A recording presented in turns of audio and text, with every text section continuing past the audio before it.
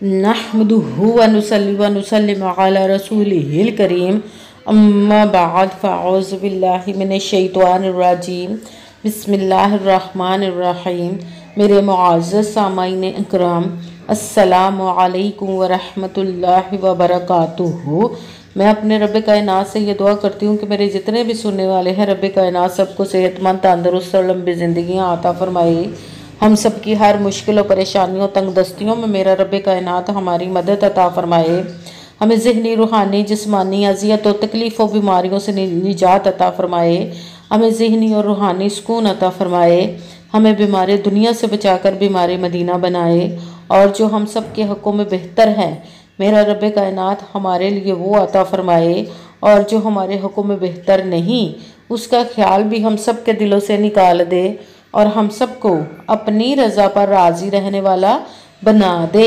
आमीन सुमा आमीन। माशाल्लाह से रबीउल सानी की आज 17 तारीख और पीर शरीफ का दिन है। आज के दिन जो मैं आप लोगों के लिए वजीफ़ा लेकर आई हूँ वो है या वहाबू और सुबहानल्लाहि वल्हम्दुलिल्लाहि का पावरफुल मुजर्रब वजीफ़ा है। इस वजीफ़े को आप आज के दिन स्किप मत कीजिएगा, छोड़िएगा मत।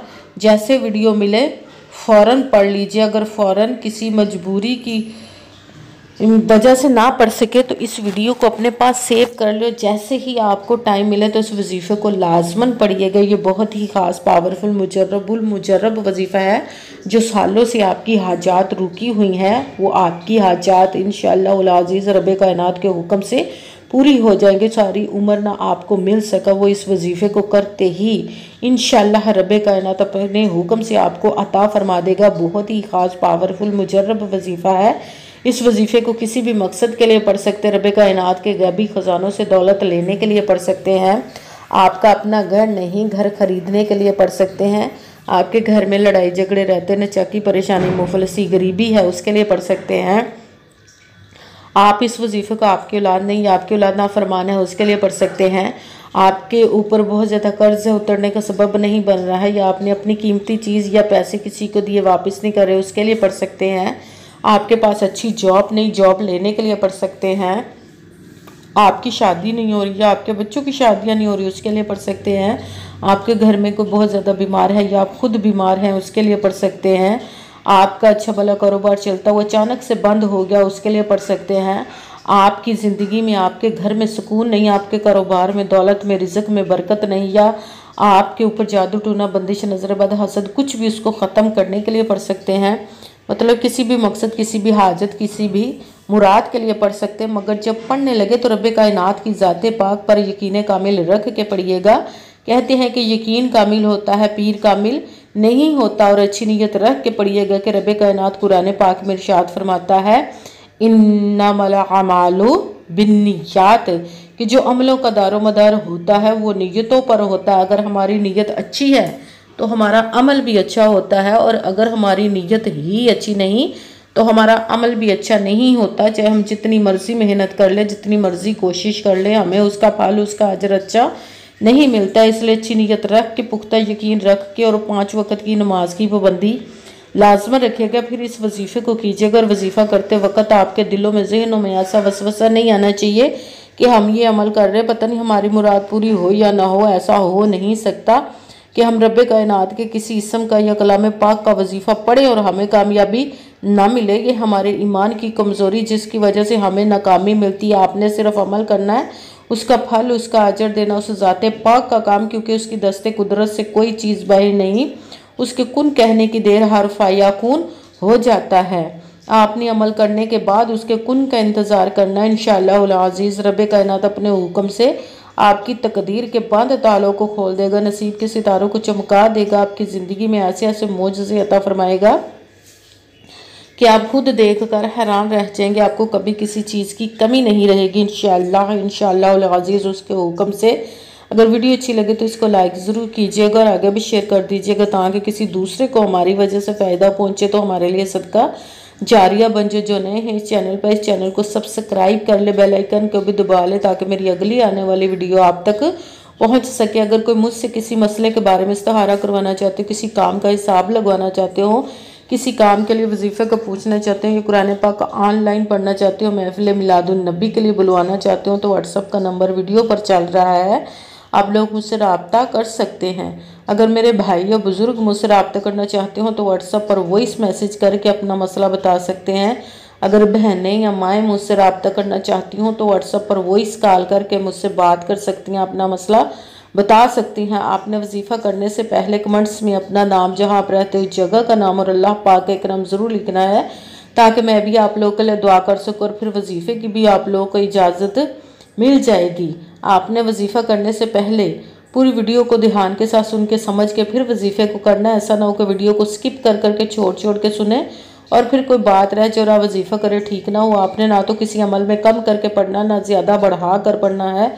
अगर कम या ज़्यादा कर देते तो वो हमारा वजीफ़ा ठीक नहीं होता, हमें कामयाबी नहीं मिलती। इसीलिए आपने मुकम्मल वजीफ़ा जिस तादाद और जिस तरतीब के साथ मैं बताने लगी उसी तादाद और उसी तरतीब के साथ आपने इस अमल को पढ़ना है। आप इस अमल को आज के दिन किसी भी जगह पर बैठकर पढ़ सकते हैं, घर में, ऑफिस, मदरसा, यूनिवर्सिटी, कॉलेज, शॉप पे, मगर जब पढ़ने लगे बिल्कुल खामोशी, तवज्जो, सुकून के साथ पढ़ना। कि वजीफ़े के दरमियान ना तो आपने किसी से बात करनी, ना उठना, ना फ़ोन इस्तेमाल करना है।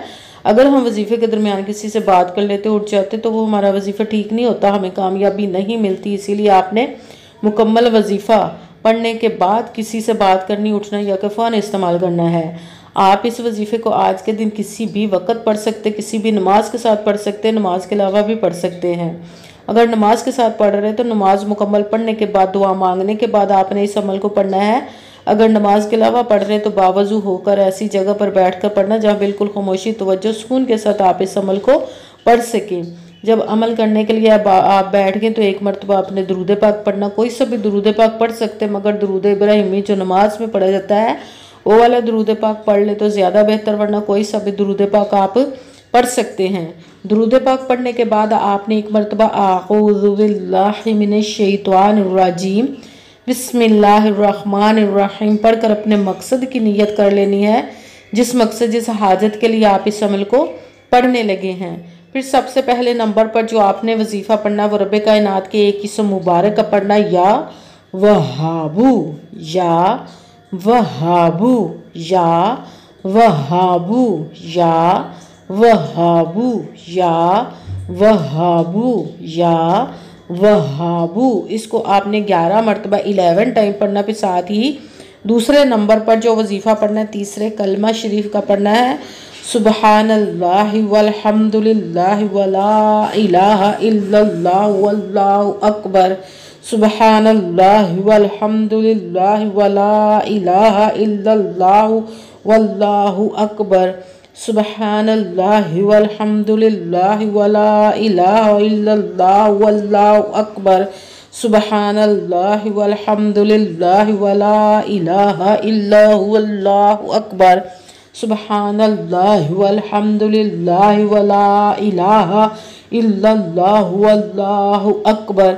यहाँ तक आपने इसको 11 मरतबा 11 टाइम पढ़ना। फिर साथ तीसरे नंबर पर जो वजीफ़ा पढ़ना है वो है कुरान पाक की एक आयत मुबारक का वजीफ़ा पढ़ना है, अल्हम्दुलिल्लाहि रब्बिल आलमीन, अल्हम्दुलिल्लाहि रब्बिल आलमीन, अल्हम्दुलिल्लाहि रब्बिल आलमीन, अल्हम्दुलिल्लाहि रब्बिल आलमीन, अल्हम्दुलिल्लाहि रब्बिल आलमीन, अल्हम्दुलिल्लाहि रब्बिल आलमीन। इसको भी आपने 11 मरतबा 11 टाइम ही पढ़ना है। सबसे पहले एक मरतबा दुरूद पाक पढ़ा, फिर एक मरतबा आऊज़ु बिल्लाहि मिनश शैतानिर रजीम बिस्मिल्लाहिर्रहमानिर्रहीम पढ़कर अपने मकसद की नियत करनी, जिसके लिए आप इस अमल को पढ़ने लगे। फिर पहले नंबर पर जो वजीफ़ा पढ़ना है वो रब्बे कायनात के एक इसम मुबारक का, या वहाबू। इसको आपने 11 मरतबा 11 टाइम पढ़ना। फिर साथ दूसरे नंबर पर तीसरा कलमा शरीफ का पढ़ना, सुबहानल्लाहि वल्हम्दुलिल्लाहि वला इलाहा इल्लल्लाहु वल्लाहु अकबर।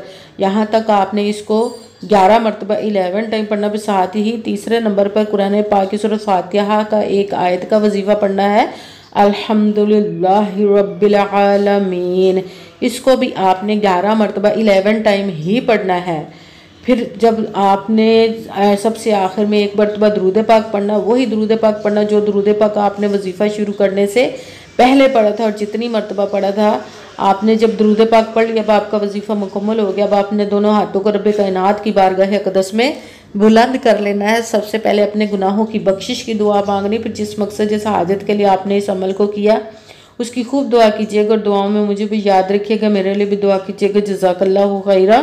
जिस मकसद जिस हाजत के लिए आपने इस अमल को किया, रब्बे कायनात अपने हुक्म से, अपने प्यारे महबूब के सदका से, अपने कलाम पाक और इसमें मुबारक के सदक़े और अपने इस प्यारे माह मुबारक रबीउल सानी और पीर शरीफ के दिन के सदक़े आपकी तमाम नेक और जायज़ हाजात को कबूल व मंजूर अता फ़रमाए इंशाअल्लाह वल अज़ीज़। आमीन सुम्मा आमीन।